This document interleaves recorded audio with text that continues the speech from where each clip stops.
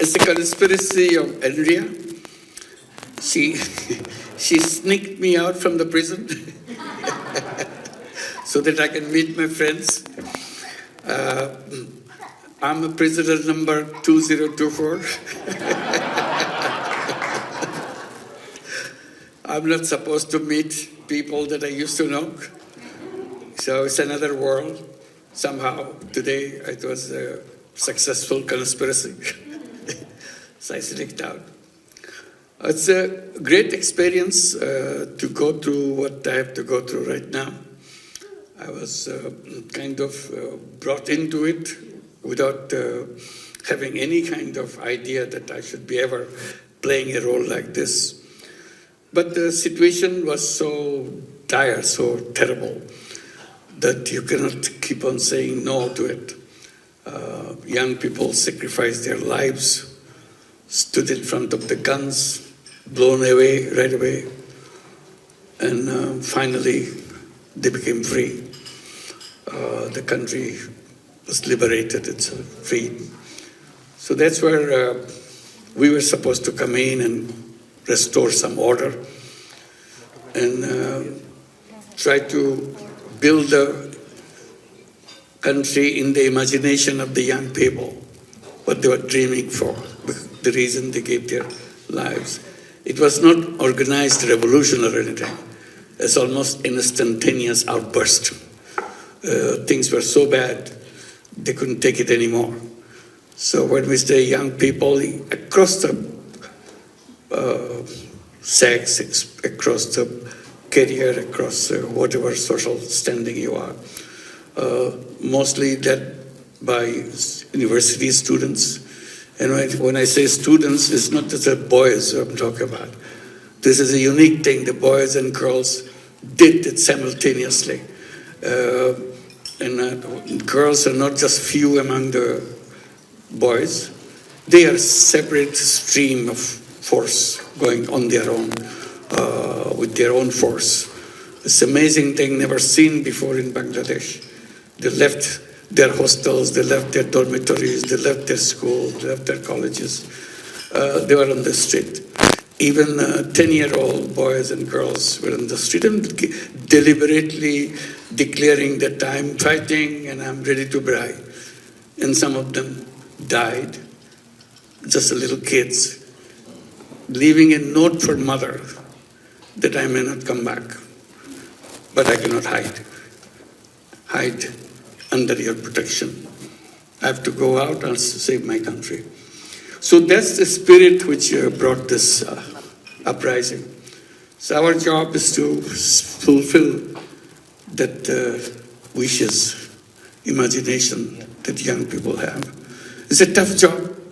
Not everything is doable, what they were helping immediately to take place. But we keep on promising that things will happen. And we'll continue to work for that.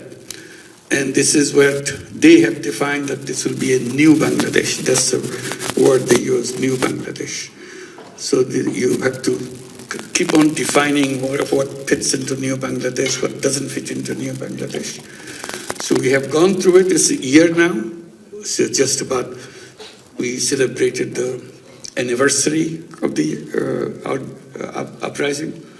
And the anniversary is a very interesting thing. It was a kind of repeat of the things that happened a year back. So you can vividly see right now in the comfort that the enemy is not there anymore, but this is what happened to all of us. This was well documented because all these young people not only fighting in the street, they were drawing paintings about their home, if you go through Dhaka city, every single street that you have, roads are all painted on the sidewalk, on the sidewalls, in a very vivid way.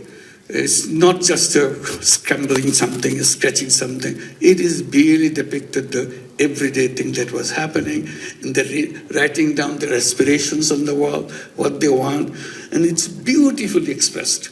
They're not poets, or they're not revolutionary leaders, but they felt that things themselves and came out.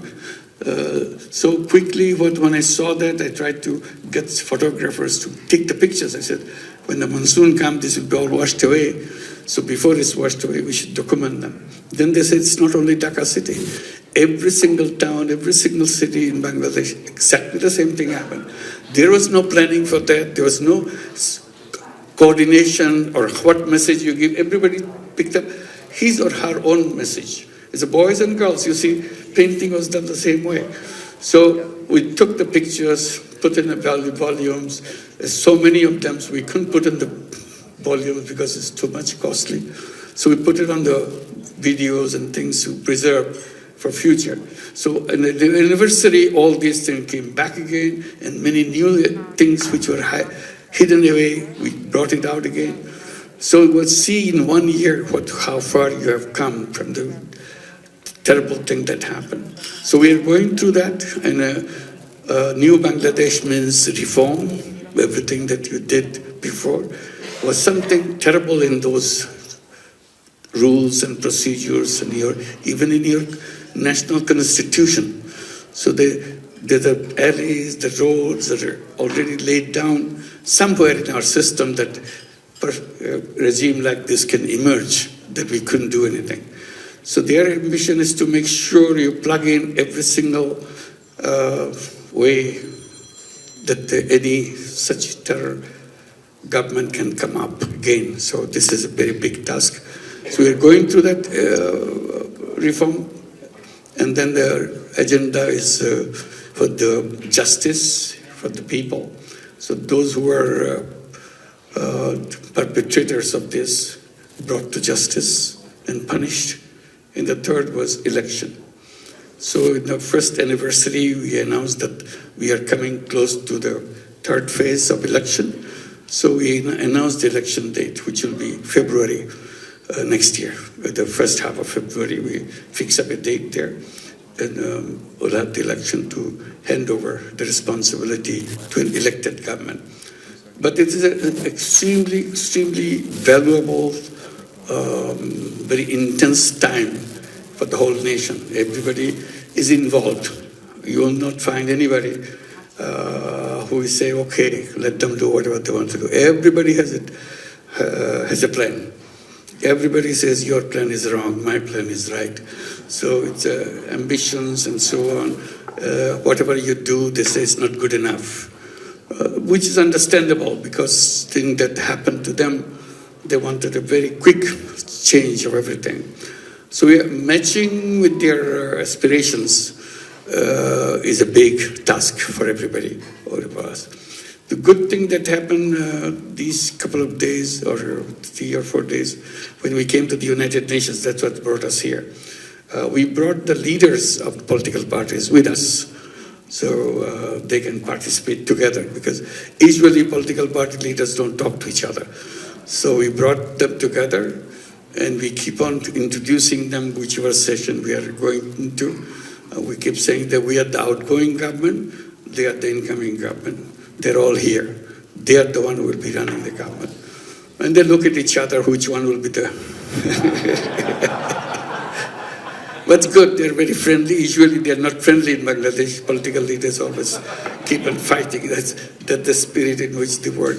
But it's a wonderful thing to have them together and speaking in the same forum about their aspirations and so on. So it's not only attending a conference, it's also kind of a process of bringing together their ideas and so on. Not each one is fighting against the other.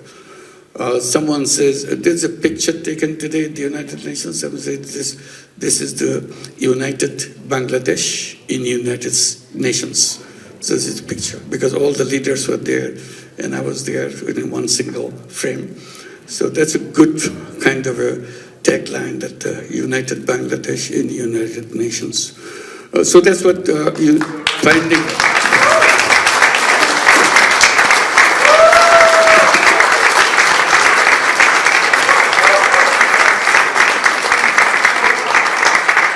So it's a very significant moment in our history, what we are going through. Each day that we spend here and day they will be spending back home after this, very significant. And thank you, Andrea, for making this happen, to share our experiences. and enjoy the sneaky exit from my prison for a while. Thank you. Thank you. Thank you. Thank you very much. Thank you. Wonderful to see you all. Beautiful.